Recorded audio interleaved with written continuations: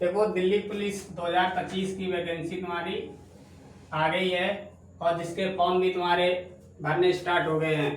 तो दिल्ली पुलिस के जो भी स्टूडेंट या जो बच्चे तैयारी करना चाहते हैं और जो तैयारी प्रॉपर तरीके से कर रहे हैं, तो उनके लिए ये बहुत इंपॉर्टेंट वैकेंसी है, क्योंकि ये वैकेंसी एक ऐसी वैकेंसी होती है जो सेंट्रल लेवल की होती है और इसमें मेल फीमेल यानी कि लड़के और लड़कियां दोनों अप्लाई कर सकते हैं। बस यहाँ पे कुछ कंडीशन है, उन कंडीशन को तुम्हें फॉलो करना होता है। कंडीशन क्या है देखो कि सबसे पहले तो मुझे पता होना चाहिए कि तुम्हारे फॉर्म कब से भरने स्टार्ट होंगे। तो वो कब से स्टार्ट होंगे?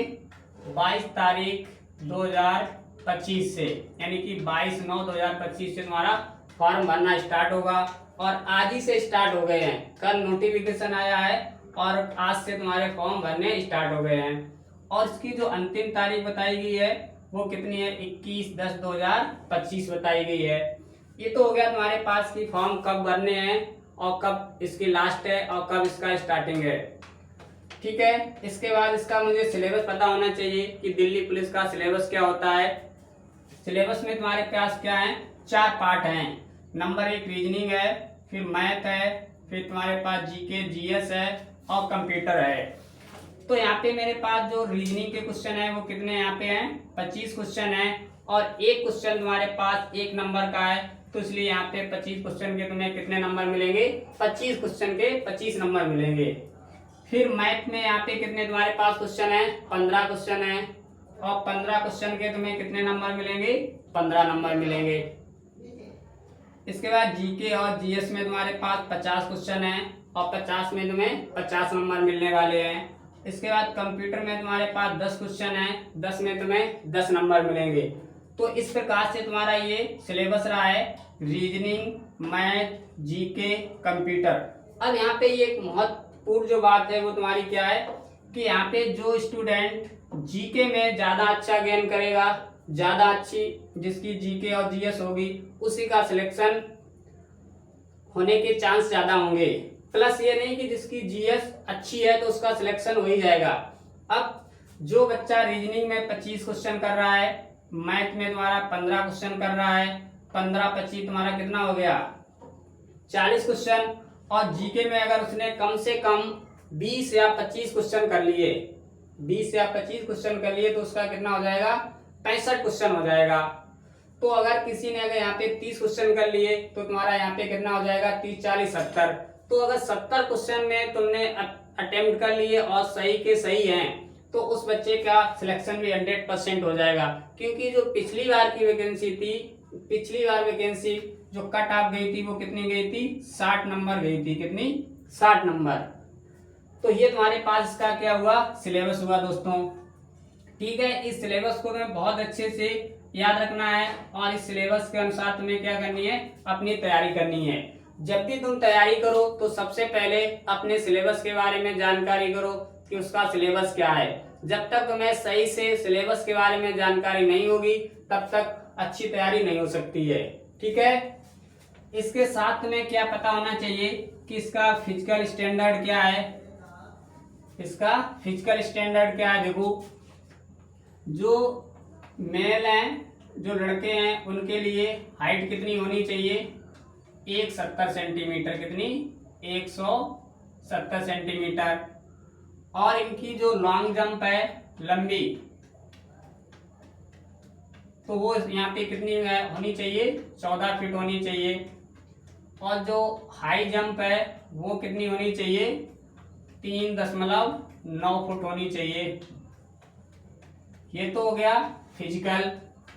इसके बाद यहाँ पे क्या होनी चाहिए? जो मेल के बाद फीमेल लोग हैं उनकी जो हाइट होनी चाहिए कितनी? 157 सेंटीमीटर। लॉन्ग जंप इनकी कितनी होनी चाहिए? 10 फुट। और हाई जंप यहाँ पे इनकी कितनी होनी चाहिए? 3 फुट। ये हो गया इनका क्या? फिजिकल हो गया। अब यहाँ पे बात आती है कि इसमें दौड़ कितनी होगी। तो जो बॉयज हैं तो उनके लिए जो रेस है वो 1600 मीटर है। कितनी? 1600 मीटर है। और कितना समय दिया गया है इसके लिए? 6 मिनट। कितना रखा गया, 6 मिनट रखा गया है।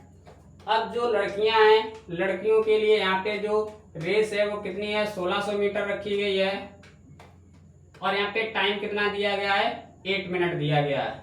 कितना, 8 मिनट दिया गया। ये तो तुम्हारे पास क्या हो गया, फिजिकल स्टैंडर्ड की फिजिकल में तुम्हें क्या क्या करना होगा और कैसे क्या तुम्हारे पास, क्या ये तुम्हारे पास पूरा फिजिकल है या नहीं है। तो ये तुम्हारे पास फिजिकल की बात हो गई। इसके बाद तुम्हें क्या देखना है कि इसमें कौन कौन से लोग हैं, कौन कौन से स्टूडेंट हैं जो फॉर्म को भर सकते हैं।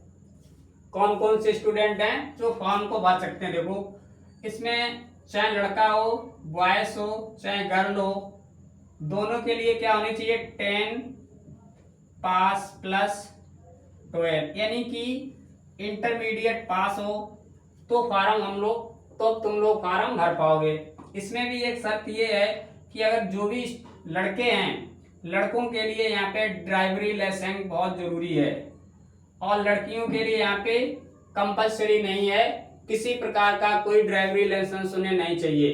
पर अगर लड़के हैं तो लड़कों को यहाँ पे ड्राइवरी लाइसेंस 100% होना चाहिए, जब ही अप्लाई कर पाओगे। हाँ लेकिन एक बात है कि तुम्हारे पास होना चाहिए, पर अभी नहीं तुमसे मांगा जाएगा। मांगा कब जाएगा, जब तुम्हारा पेपर फिजिकल स्टैंडर्ड कंप्लीट हो जाएगा, उसके बाद ये ड्राइवरी लाइसेंस तुमसे डॉक्यूमेंट वेरिफिकेशन के समय मांगा जाएगा और ये लगभग में तुम्हारा होगा जाएगा मई जून में।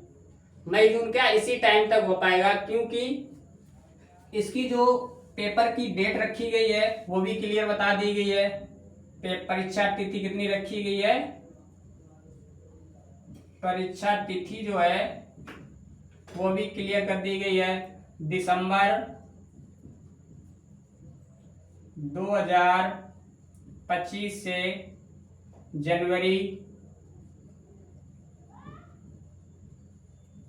2026 के बीच में, इन दोनों तिथियों के बीच में क्या होगा, तुम्हारा पेपर हो जाएगा।